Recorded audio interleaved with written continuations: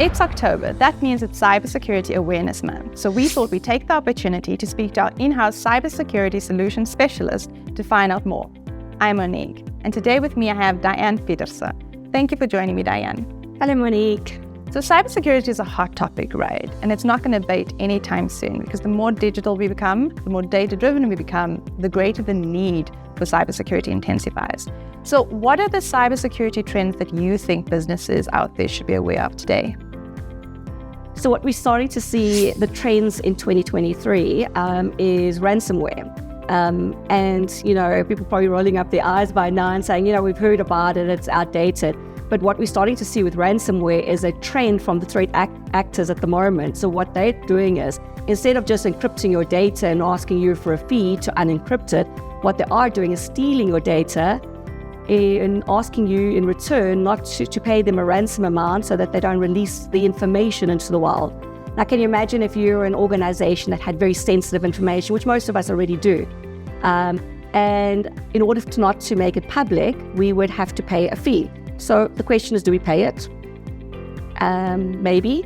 The thing is, if you ask most organizations out there, you don't pay it, because what we do is encouraging the threat actors to continue in this manner. But once again, as we would have to ask ourselves the question, could we take the chance of not paying that ransom? So as much as we, like I say, rolling our eyes and saying, we've heard about ransomware, it's still going to continue. In fact, what we saw this year was a 73% increase in the number of attacks in South Africa alone. And one of the most prominent attacks was the Department of Justice.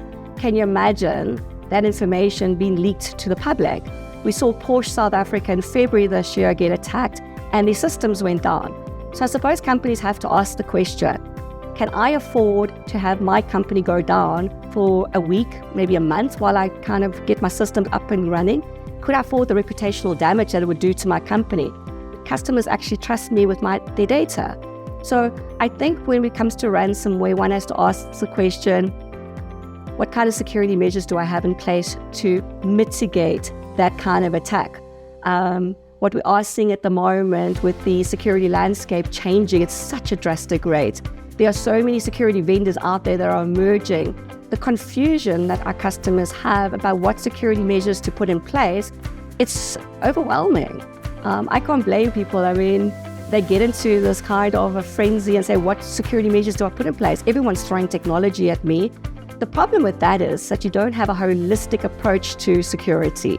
So meaning, I'm going to have several different security measures put in place that would require that I have the personnel to train. Most likely, we're all trying to cut down on costs. We can't afford to have one engineer per product. It's just not realistic enough. So I would need personnel. I would need the money to pay them, and all of us people come at a cost.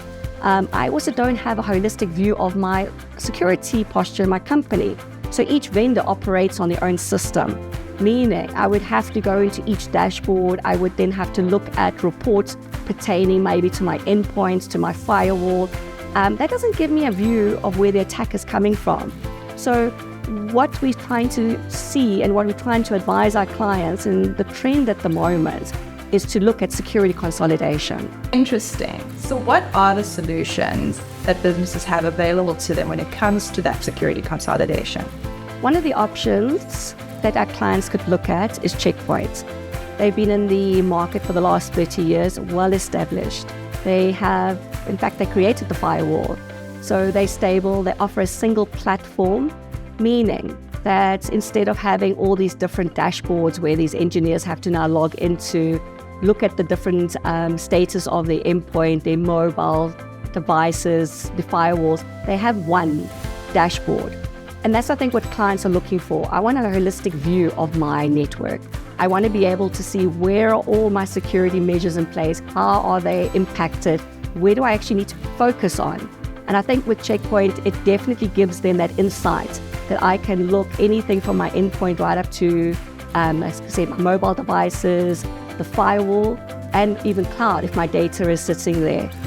So for partners that are looking for something that's simple, one platform, I'm reducing my cost, Checkpoint is your answer. Thanks, Diane. For more information on all our cybersecurity solutions, including Checkpoint, you can visit our website at tarsus.co.za. We also have a host of great articles around cybersecurity there for you to check out. Until next time.